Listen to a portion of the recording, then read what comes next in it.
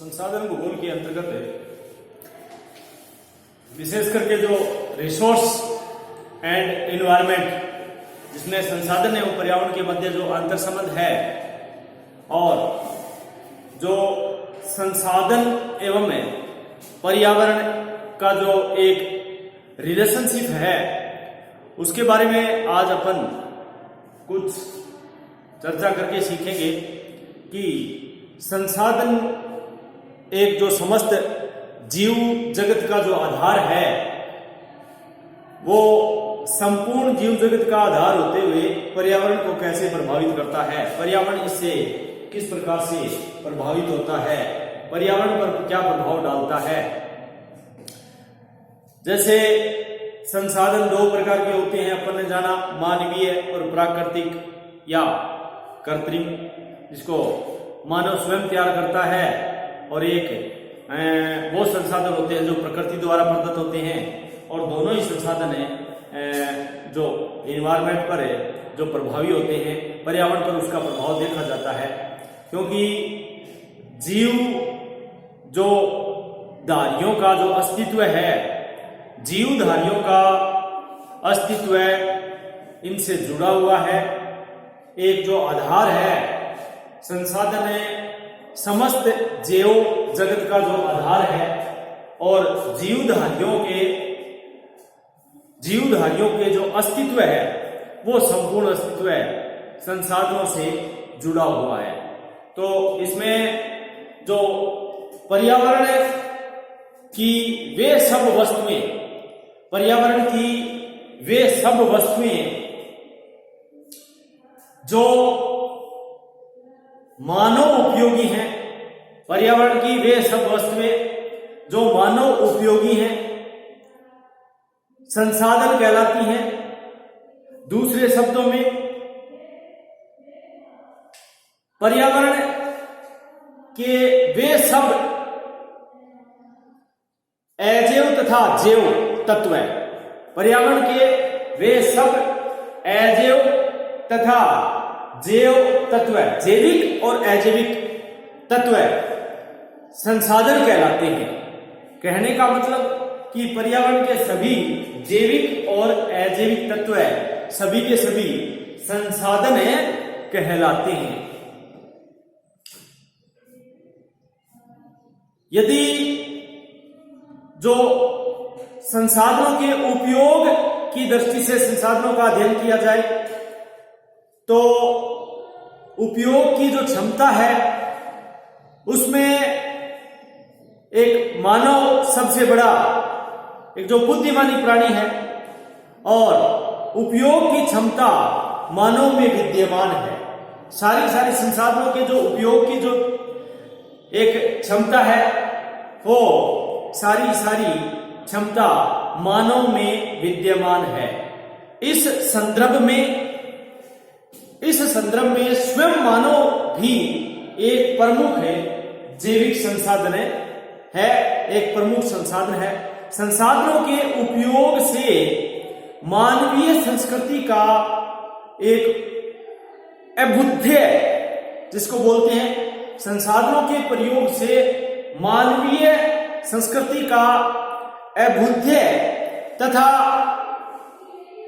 विकास हुआ है, एक विशेष प्रकार का उदय हुआ है।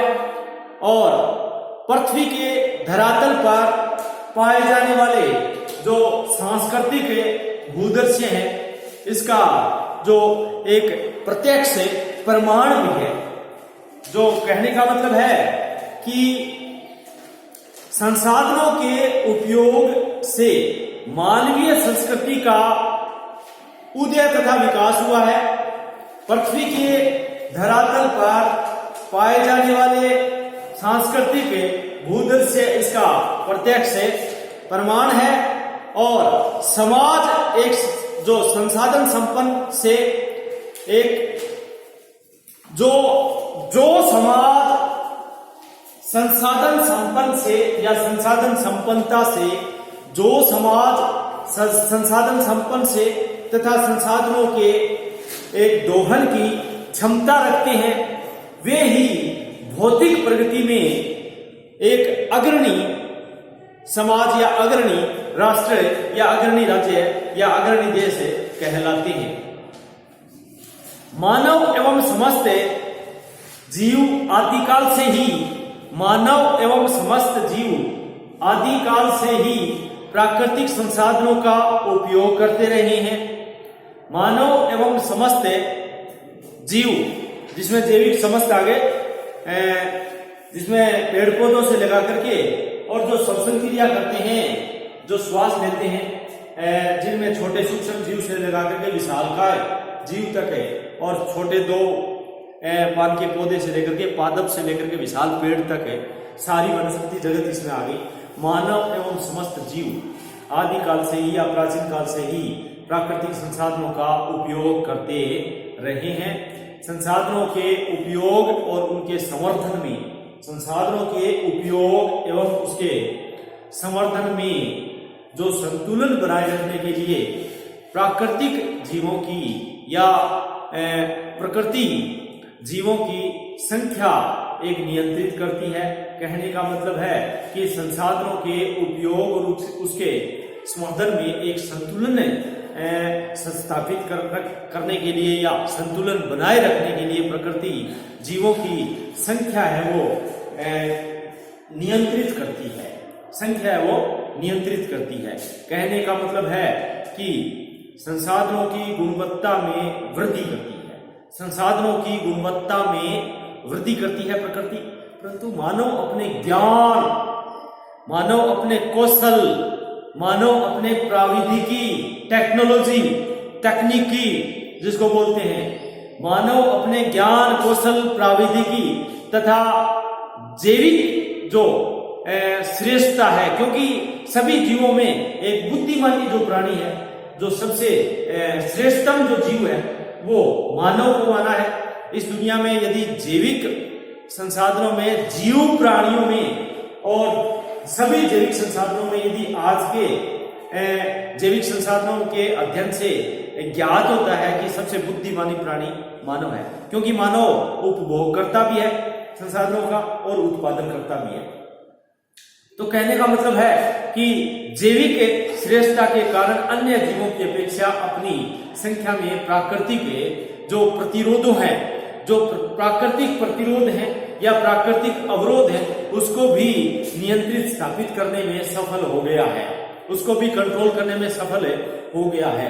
कहने का मतलब है कि फॉर एग्जाम्पल कि प्रकृति ने एक नदी दे दी और प्रकृति ने नदी दे दी, बहुत लंबी चौड़ी है, और उस नदी को यदि मानव पार करना चाहे तो सीधा यदि वो छलांग लगाएगा तो उसमें डूब जाएगा। सीधा नदी को पार कैसे करेगा?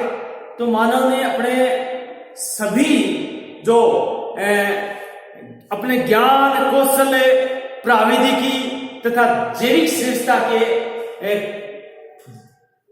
प्रयोग से नदी पर क्या बना लिया? पुल बना लिया।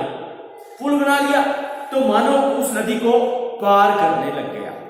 तो इसका मतलब क्या हुआ कि अपने ज्ञान, कौशल और जो टेक्नोलॉजी है और बुद्धि या जैविक श्रेष्ठता है, उनको दर्शाते हुए, उनका प्रयोग करते हुए संसाधन दोहन की जो प्रकृति है, संसाधन की जो स्थापित करने की क्षमता है, उसमें मानव सफल हो गया है। कहने का मतलब परिणाम स्वरूप बढ़ती हुई जनसंख्या के द्वारा संसाधन दोहन से प्रकृति पर दबाव बढ़ता गया, प्रकृति पर दबाव बढ़ता गया, और इस बढ़ते हुए दबाव के कारण, क्योंकि प्रकृति पर पॉपुलेशन बढ़ रही है विभिन्न पूरे पृथ्वी पर, संसार पर, तो उस पर प्रकृति पर भी जनसंख्या का दबाव बढ़ता गया, संसाधनों का उपयोग सबसे ज्यादा होने लग गया, और जिसे दबाव बढ़ने से जो दुर्लभ है, एक अवक्षीय है जिसको अपने बोलते हैं, जिसके प्राकृतिक भंडार है वो निश्चित है, प्राकृतिक भंडार है वो निश्चित है, तो उसको अवक्षीय बोलते हैं, जिसको क्षयशील बोलते हैं अपने। निश्चित भंडार वाले तथा एक असंबंधनीय जो संसाधन है उनकी कमी होती गई, असंबंधनीय जो संसाधन है उसकी कमी होती गई, और साथ ही संवर्धनीय जो संसाधन है उसका जो जिसमें प्राकृतिक वनस्पति है, पशु संपदा है, ये उनकी जो है संसाधनों के प्रति उपेक्षा के कारण उनका भंडार भी घटता गया और इससे संसाधनों की तुलना में जनसंख्या अधिक हो गई। परिणाम स्वरूप पारिस्थितिकी संतुलन बिगड़ने लगा, पारिस्थितिकी संतुलन बिगड़ने लगा। तो आज का अपना कुछ टॉपिक भी ऐसा ही है कि रिसोर्सेस एंड एनवायरनमेंट। तो ये जो एनवायरनमेंट है ये इकोलॉजी शब्द है अपने पारिस्थितिकी एजी चांसलर ने 1935 में इसी एनवायरनमेंट को एक इकोलॉजी शब्द से इस्तेमाल किया था, पारिस्थितिकी शब्द से इस्तेमाल किया था, जिसको अपने पारिस्थितिकी तंत्र बोलते हैं, इकोसिस्टम बोलते हैं। तो ये गड़बड़ाने लगा, इसमें असंतुलन पैदा हो गया, बिगड़ने लगा और जीवन के लिए जो विशेष प्रकार का एक खतरा बढ़ने लगा। जीवन के लिए एक प्रकार का खतरा पैदा हो गया कि जीवधारियों के लिए और जीवन के लिए एक खतरा पैदा हो गया। वहीं अनेक पर्यावरणीय कठिनाइयां भी पैदा हो गई, पर्यावरणीय कठिनाइयां भी पैदा हो गई, जैसे वन विनाश इसका एक प्रत्यक्ष उदाहरण भी है। वन विनाश जो घटते हुए वन है, फॉरेस्ट डिग्रेशन है, वनों का विनाश, उन्मूलन हो गया, वन घटते जा रहे हैं। तो इसका एक ज्वलंत ये प्रत्यक्ष डायरेक्ट उदाहरण भी है। विकास के नाम पर वन विनाश मानव की सबसे बड़ी एक भूल है।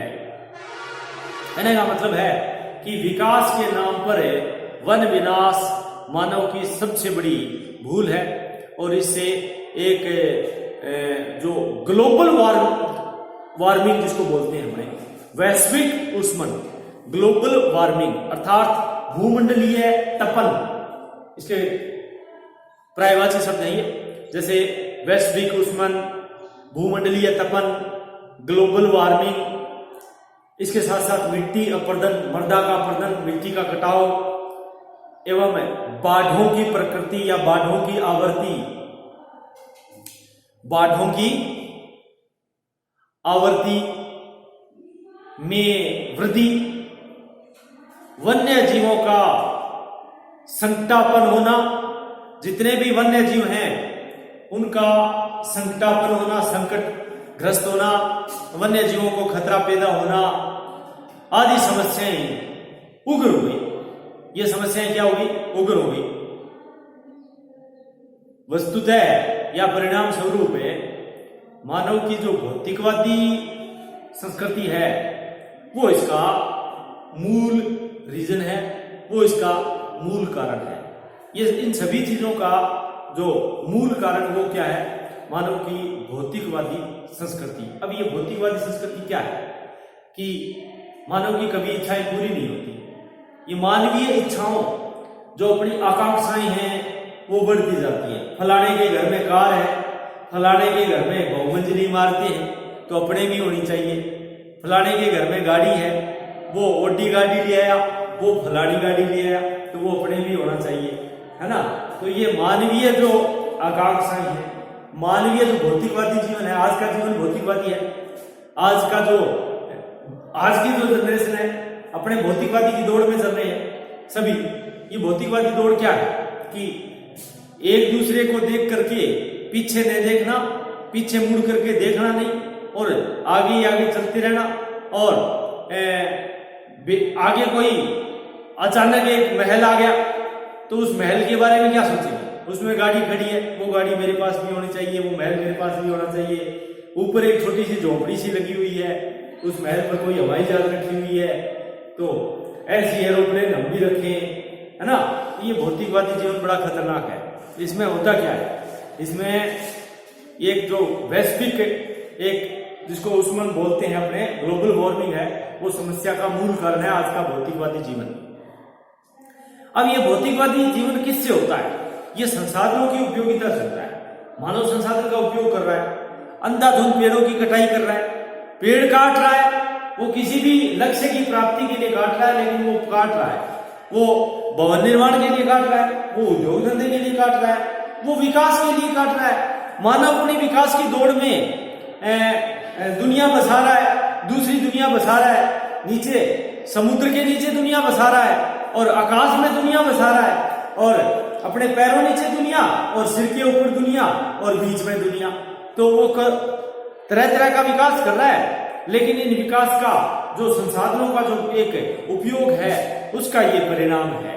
संसाधन क्या है? सीमित है। प्रकृति ने संसाधन सीमित दिए हैं। प्रकृति ने क्या दिए? प्रकृति ने संसाधन एक उपहार के रूप में दिए मानो कि भी इसका उपयोग कर और आराम से इनके साथ में सामंजस्य बैठा करके और इन्वायरमेंट का जो एक साथ दे करके, इन्वायरमेंट के साथ में रिलेशनशिप जिसको बोलते हैं वो करके चलो। लेकिन वो तो नहीं, इन्वायरमेंट के साथ में रिश्ता खत्म हो गया, क्योंकि एक तरफ बढ़ गया। कहने का मतलब है कि पर्यावरण पर खतरा मंडराने लगा है। पेड़ पौधे नहीं होंगे तो पेड़ पौधों से कितने नुकसान होते हैं। ये जितने भी वन्य जीव हैं उनको संकट हो गया। एक अतिवृष्टि और अनावृष्टि को बाढ़ और अकाल बोलते हैं। एक तरफ बिल्कुल पानी है, एक तरफ पानी से मर रहे हैं, एक तरफ पानी की कमी से मर रहे हैं। वर्षा की अनियमितता हो गई, अनिश्चितता हो गई, कोई कुछ भी नहीं है। मिट्टी का कटाव हो रहा है, बाढ़ों की आवर्ती में वृद्धि हो रही है, वन्य जीवों का संकटापन होना, ये क्या है? ये समस्या है सारी। मानव की जो भौतिकवादी संस्कृति है इसका मूल कारण है। औद्योगिक विकास की जो प्रतिस्पर्धा है, औद्योगिक विकास की जो कंपटीशन है, स्पर्धा है, इस स्पर्धा ने प्राकृतिक संसाधनों के दोहन से पर्यावरण को नष्ट कर दिया है। पर्यावरण को नष्ट कर दिया है, इन्वायरमेंट को नष्ट कर दिया है। कहने का मतलब औद्योगिकरण, नगरीकरण, अर्बनाइजेशन बोलते हैं अपने, नगरीकरण तथा परिवहन के साधनों ने जहां भौतिक सुख सुविधाओं में या भौतिक समृद्धि में वृद्धि की है, वहीं पर्यावरण के प्रदूषण में एक अपार वृद्धि भी की हो रही है या वृद्धि हो गई है। यानी कि कहने का मतलब है कि मानव की जो सुख सुविधाओं में एक वृद्धि की है और उन्हीं वृद्धि के साथ साथ में पर्यावरण प्रदूषण को भी बढ़ावा दिया है। पर्यावरण प्रदूषण में एक अपार वृद्धि हो गई है। अधिक अन्न उपजाने वाली जो हरित क्रांति ने मिट्टी की गुणवत्ता में तेजी से ह्रास भी किया है और विश्वव्यापी जनसंख्या की वृद्धि भावी पीढ़ियों के लिए संसाधनों की अनुपलब्धता का संकट पैदा जो कर रही है। विभिन्न प्रकार की जो संसाधनों की जो अनुपलब्धता है उसका संकट पैदा कर रही है। इसलिए औद्योगिक देश भी जनसंख्या नियंत्रण की, जो औद्योगिक देश है जिसमें सबसे ज्यादा उद्योग होते हैं, जैसे जापान है, औद्योगिक कंट्री चाइना है, वो भी औद्योगिक देश भी जनसंख्या नियंत्रण को अनिवार्य कार्यक्रम के रूप में अपना रहे हैं और इन अनिवार्य कार्यक्रमों के तहत संसाधन उपयोग तथा पर्यावरण स्थिति एक नाजुक दौर में जो वर्तमान में पहुंच गई है। कहने का मतलब यह है कि औद्योगिक देश भी जनसंख्या नियंत्रण को अनिवार्य कार्यक्रम के रूप में अपना रहे हैं। संसाधन उपयोग तथा पर्यावरणीय स्थिति एक नाजुक दौर से पहुंच गई है, इसलिए संसाधनों के संरक्षण की अति आवश्यकता महसूस हुई। कंजर्वेशन ऑफ रिसोर्सेज, संसाधनों का संरक्षण यानी कि संसाधनों को बचाना, संसाधनों को एक सदुपयोग करना, यानी संसाधन को एक विनाश रहित उपयोग करते हुए उसका उपयोग करना, सतत विकास करना, उसके लिए अपने शब्द इस्तेमाल कर सकते हैं सस्टेनेबल डेवलपमेंट। सस्टेनेबल डेवलपमेंट एक प्रकार का संसाधनों का संरक्षण है, एक प्रकार का संसाधनों का जो है वो विकास के साथ साथ में संसाधनों का विनाश रहित उपयोग है। तो इसी प्रकार से यदि संसाधन एवं पर्यावरण के मध्य अंतर संबंध को समझने के लिए संसाधनों का संरक्षण अति आवश्यक है। Conservation of resources. मनुष्य की आवश्यकताएं अनंत हैं, मनुष्य की आवश्यकताएं असीमित हैं, अनंत है, जबकि प्राकृतिक संसाधन सीमित हैं। क्योंकि मनुष्य की जो आवश्यकता है उसका कोई अंत नहीं है, क्योंकि आज का जीवन भौतिकवादी है, भौतिक संस्कृति है। भौतिकवादी जीवन में अपने जीवन व्यतीत करते। इस भौतिकवादी जीवन में मनुष्य की आवश्यकताएं अनंत होती हैं, उनकी पूर्ति होती नहीं है। मरते जी तक, लास्ट तक सांस जब तक शरीर से बाहर ना निकल जाए उसकी इच्छाएं पूरी नहीं होती हैं। इस भौतिकवादी संस्कृति जीवन में और जो आवश्यकताएं अनंत हैं और एक तरफ है उनका जो उपयोग कर रहा है मानव, जो प्राकृतिक संसाधन हैं वो क्या है? सीमित है। जो 20वीं सदी में जनसंख्या की तीव्र वृद्धि तथा मानव ज्ञान, जो मानव का नॉलेज है वो एवं विज्ञान की उत्तरोत्तर उन्नति के कारण प्राकृतिक संसाधनों के विदोहन में वृद्धि होती गई। क्योंकि मानव की ज्ञान कौशल, उनका टेक्नोलॉजी ज्ञान और उनका कौशल, स्किल डेवलपमेंट और जो जैविक श्रेष्ठता यानी जीवों में बुद्धिमानी प्राणी मानव है, विकास मानव करता है, संसाधनों का उत्पादन मानव करता है, उसका उपयोग मानव करता है। तो संसाधनों का दोहन कौन कर रहा है? मानव कर रहा है। और उसका उत्पादन करता, उसको उपयोग योग्य बनाने योग्य मानव करता है। तो कहने का मतलब है कि इस प्राकृतिक संसाधनों के विदोहन में जो वृद्धि हुई है इसका दुष्परिणाम भविष्य में संसाधनों के विलोप के रूप में प्रकट होगा, यानी संसाधन विलुप्त हो जाएंगे। जैसे आज अपन रेड डाटा बुक में एक जो चिन्हित है उसमें जो संकटापन या विलुप्त प्रजातियों के बारे में पढ़ते हैं कि कुछ जीव विलुप्त हो गए, तो वो संसाधनों की श्रेणी में भी आ जाएंगे कि ये संसाधन पहले हुआ करते थे। जैसे बहुमूल्य संसाधन तो यदा कदा खाने बंद ही हो गए। आजकल क्या है कि जो सोना चांदी वो जो प्राचीन काल में मिलता था वो खान बंद हो गई। भारत में उदाहरण के लिए कोलार और हट्टी की खान है, दक्षिणी भारत में, तमिलनाडु में और कर्नाटक में हट्टी और कोलार की खान है, सोना प्राप्त होता है। और आज वो खान बंद हुई है क्योंकि वहां पर सोना मिलना तो गया बंद और उसका लागत हो गई ज्यादा, तो इसलिए आर्थिक दृष्टि से वो उपयोगी नहीं थी, क्योंकि खत्म हो गया, सोना सीमित था, अब वहां से निकाल लिया गया। अब थोड़ी बहुत मात्रा में वो धातु प्राप्त होता है तो उससे ज्यादा वो खर्चा पड़ जाता है। तो इस प्रकार से कोयला है एक सीमित संसाधन है, तो उस कोयले का उपयोग करते करते करते वो खत्म हो गया और आने वाली पीढ़ी के लिए खतरा उत्पन्न हो गया। तो शक्ति के संसाधनों के रूप में वैकल्पिक संसाधन का इस्तेमाल करना और संसाधनों का जो आने वाली पीढ़ी के लिए भावी पीढ़ी के लिए संसाधनों को मद्देनजर रखते हुए थोड़ा सा संसाधनों का संरक्षण या कंजर्वेशन जिसको बोलते हैं, संसाधनों को बचाना, वो अति आवश्यक है। तो इसी क्रम में अगर देखें तो अपने जो बड़ी समस्या वो है मानव की असीम आवश्यकताओं और सीमित संसाधनों के बीच निरंतर संघर्ष की है।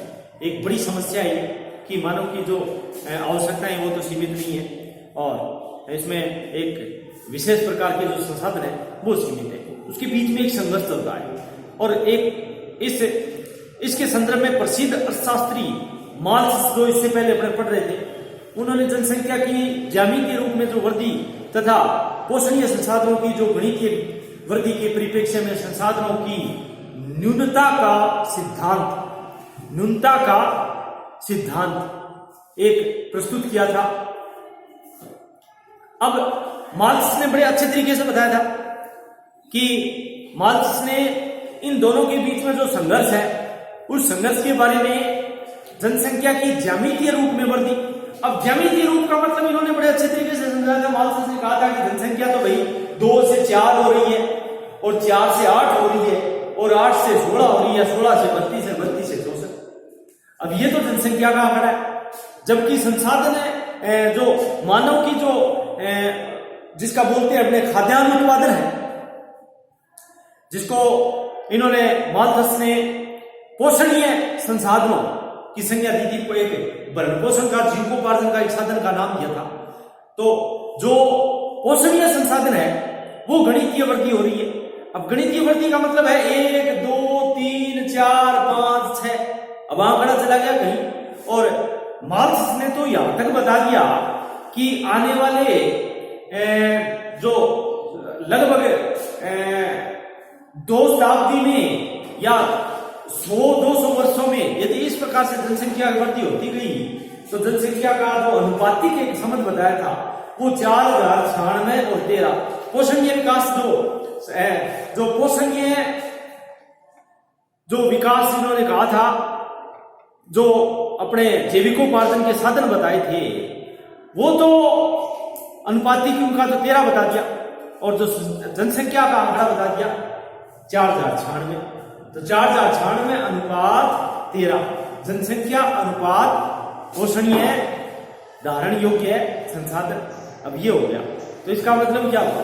इसका मतलब ये हो गया कि आगे आने वाले टाइम में इस प्रकार चला तो संसाधन खत्म हो जाएंगे। संसाधनों का संरक्षण है, एक वर्तमान संसाधनों का संरक्षण एक बहुत ही जरूरी है।